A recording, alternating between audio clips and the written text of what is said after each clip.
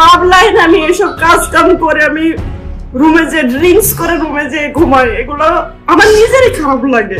100টা club থেকে সব বাঙালি মেয়েরা আছে। আমাদের থেকে যে অনেক পাপী মানুষ দুবাইতে আছে সেটা কিন্তু এই দেশে এসে আমি বুঝছি। আসসালামু আলাইকুম। বিসমিল্লাহির রহমানির রহিম।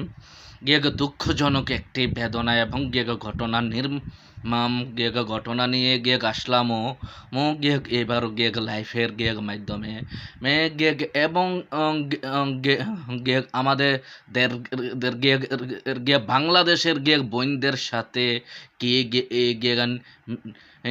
ঘটনা হতে চলছে এবং কিছু বাবা মা আছে বাবা লুবিত বাবা মায়ের কারণে মেয়েদের সাথে এরকম নির্মম কাজ চলছে।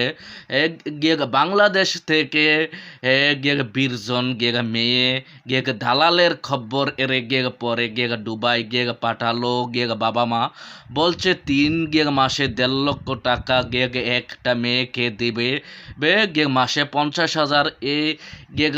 মেয়েদের সাথে মনের খোরাক মিটাইতে যাইও দিল ড্যান্স ক্লাবে মনের খোরাক মিটাইও সাবরি হলো না দুবাই মানুষেরা এবং তার লালসার মাধ্যমে তার যৌন চাহিদা মিটানোর জন্য বিছানায় চাইতে হচ্ছে। দেখুন আপনারা এই বিস্তারিত রিপোর্ট। ক্লাব লাইন আমি এসব কাজ কাম করে আমি রুমে যে ড্রিঙ্কস করে রুমে যে ঘুমাই, এগুলো আমার নিজেরই খারাপ লাগে। 100টা ক্লাব থেকে সব বাঙালি মেয়েরা আছে। আমাদের থেকে যে অনেক পাপী মানুষ দুবাইতে আছে সেটা কিন্তু এই দেশে এসে আমি বুঝছি। লাল নীল সবুজ বাতির ঝলকানিতে গান আর মিউজিকের তালে তালে তরুণীদের কোমর দুলানো নৃত্য, সাথে লাল পানির আয়োজন। দুবাইয়ের ডান্স ক্লাব ও বারগুলোতে সন্ধ্যা নামার সাথে সাথে শুরু হয় এই রঙ্গলীলা, চলে গভীর রাত পর্যন্ত। আর এতেই বুধ হাজার হাজার প্রবাসীরা।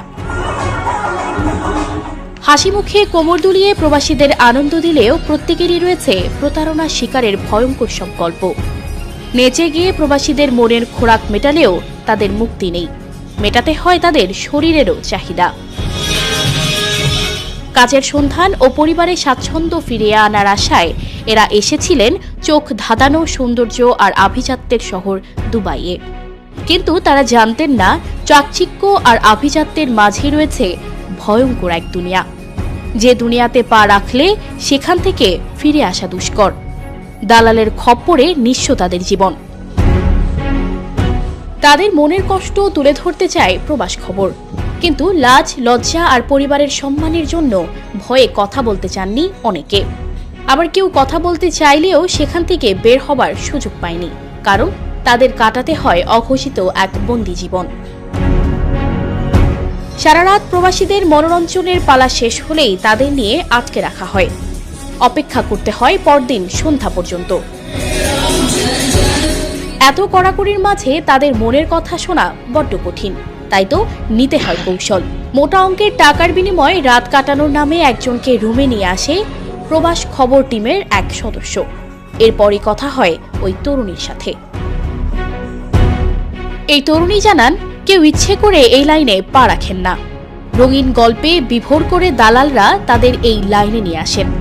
এর পরের জীবনটা কাটে 4 দেয়ালের মাঝে। এই লাইনে এসে আমি বলবো না, মানে কি বলবো, যে আমি সব সময় চোখের পানি ফেলি। কারণ আমি এই লাইনে কেন আসছি, আমার বাবা মারা গেছে, সে কবরে ঘুমাইছে, ঠিক আছে, আমি কি করতেছি সেটা আমি জানি, ঠিক আছে, তার কি আযাব হইতেছে না, আমি তার মেয়ে না, আমি তার কন্যা সন্তান, আমি তার জন্য দোয়া করব কি? ক্লাব লাইন আমি এসব কাজ কাম করে আমি রুমে যে ড্রিঙ্কস করে রুমে যে ঘুমাই, এগুলো আমার নিজেরই খারাপ লাগে। তিনি বলেন, পরিবারের লোকজন জানেন না তারা কি করেন। এটা শুনলেই হয়তো তারা মেনে নিতে পারবে না। বাঙালি প্রচুর, এটা বাংলাদেশের মানুষ শুনলে মারা যাবে, বুঝছেন? কারণ আমরা তো ফ্যামিলিকে জানাই না যে আমরা কোন জায়গায় চাকরি করি। কিন্তু আমাদের ফ্যামিলির জন্যই কিন্তু আমরা জীবন দিয়েছি এরকম করে, বুঝছেন? আমাদের ফ্যামিলির জন্যই। আজকে যদি আমরা যদি দেশে লোন করি, কোনো কিছু করি, তাহলে আমার ফ্যামিলি তুলে দিয়েছি সে লোনটা, তাই না? আমার ফ্যামিলিকে ধরবো, আমি তো দুবাইতে আছি, আমাকে তো ধরবো না।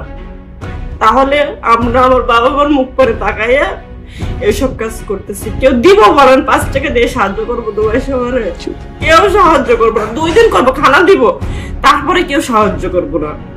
এই ভুক্তভোগী আরও জানান, এসব মেয়েদের জীবন এতটাই কষ্টের যে তাদের নিজ থেকে বের হওয়ার সুযোগ নেই। কারো রুমে যেতে হলেও ডান্স ক্লাবের প্রতিনিধিরাই তাদের রুমে দিয়ে আসে এবং বাহিরে পাহারা দেন যেন পালিয়ে যেতে না পারে। প্রচুর প্রচুর পরিমাণে আপনি দেখবেন যে দেয়াতে যদি 100টা ক্লাব থাকে, সব বাঙালি মেয়েরাই আছে। কারোর মাধ্যমেও আসে, ঠিক আছে, কেউ পরিচিত রিলেটিভ থাকলে যে আমরা এভাবে ইনকাম করি, তুমি আসো তোমারা ধরাই দেবো, এইভাবেও আসে, ঠিক আছে। আচ্ছা, আর তারপরে এই যে ডান্স ক্লাবে যারা চাকরি করে না, তারা তো ডান্স ক্লাবের মালিকরাই নিয়ে আসে, বুঝছেন?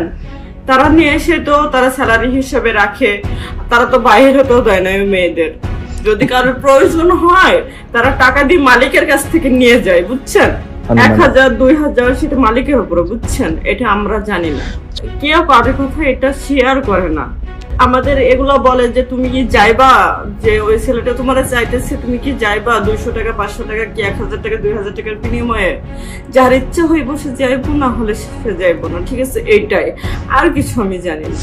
দালালের চক্রে পড়ে কোনো মেয়ে যেন দুবাইয়ে না আসে সে অনুরোধ করেন এই ভুক্তভোগী তরুণী। আমরা কিন্তু বাংলাদেশ থাকতে এসব বুঝি নাই ভাইয়া, আমরা এগুলো কখনোই বুঝি নাই যে এরকম ক্লাব আছে, মেয়েরা এইভাবে বিজনেস করে খায়, এগুলো আমি কখনোই বুঝি নাই। আমি এই দেশে আয়েশা বুঝছি। আমরা মনে করতাম আমরা ছোট কোনো দোষ করলে মনে করতাম আমরা অনেক পাপী, ঠিক আছে, বাংলাদেশে। কিন্তু আমাদের থেকে যে অনেক পাপী মানুষ দুবাইতে আছে সেটা কিন্তু এই দেশে এসে আমি বুঝছি, তার আগে আমি বুঝতাম না। প্রতারণার শিকার কিন্তু আয়েশা দেখে কি, হয়তো বা ডান্স বারে না হলে সাইলেন্ট বারে দিয়ে দেয় এই মেয়েদের। তাদের আবার পাসপোর্ট নিজের কাছে জিম্মে রাখে, আবার মেয়েদের কোনো গেস্ট আসলে তাদের কাছে 1500 কি 2000-এর বিনিময়ে তাদের কাছে বিলাই দেয়, বুঝছেন? সানজিদা রহমান, প্রবাস খবর।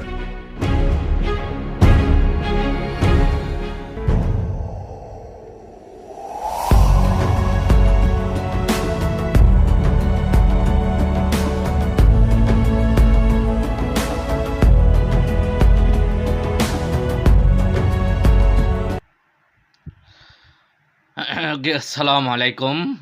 আমার গেগা প্রাণপ্রিয় গেগা ভাই বোনেরা, আপনারা সবই দেখছেন, সবই শুনছেন। এবার আমি কিছু কথা বলবো বাবা মায়েদেরকে নিয়ে। আজকে কিছু বাবা মা আছে, বাবা মার লোভের কারণে আজকাল মেয়েরা খারাপ জায়গায় যাওয়ার ইয়া হচ্ছে এবং বাবা মায়ের লোভের কারণে মেয়েরা আজকে কিছু শয়তান নামের পশুর হাতে বন্দি হতে হচ্ছে এবং মায়েদের ক্ষেত্রে এটা বেশি চলতেছে। সে মারা যদি একটু ছেলেটা ভালো পয়সাওয়ালা দেখে বেশি টাকাওয়ালা, এটা দেখে না ছেলেটা কি তা ধার্মিক না ভালো না গাঞ্জরি না মধুরে, টাকা দেখলেই মারা একটা মেয়েকে জানোয়ারের হাতে তুলে দেয়। আজকে কিছু বাবা মা লোভের কারণে 17 বছরের এবং 20 বছরের মেয়েরা দুবাই যাইয়া নাইট ক্লাবে তাদের জীবন জীবিকা করতে হচ্ছে এবং জানোয়ার নামের পশুদের সাথে বিছানায় যাইতে হচ্ছে। আমার এই ভিডিওটা শুনে দেখে বাবা মায়ের কলিজায় লাগতে পারে, তিতা লাগতে পারে কথাটা। আমি বলতে হবে যেটা হক কথা বলতে হয় এবং বাবা মায়েরা এই ভিডিওটা দেখে সতর্ক হয়ে যান। বিস্তারিত মতামতগুলো আপনারা মেসেজের মাধ্যমে জানিয়ে দেবেন। এবারের মতোই বিদায় নিচ্ছি। আসসালামু আলাইকুম।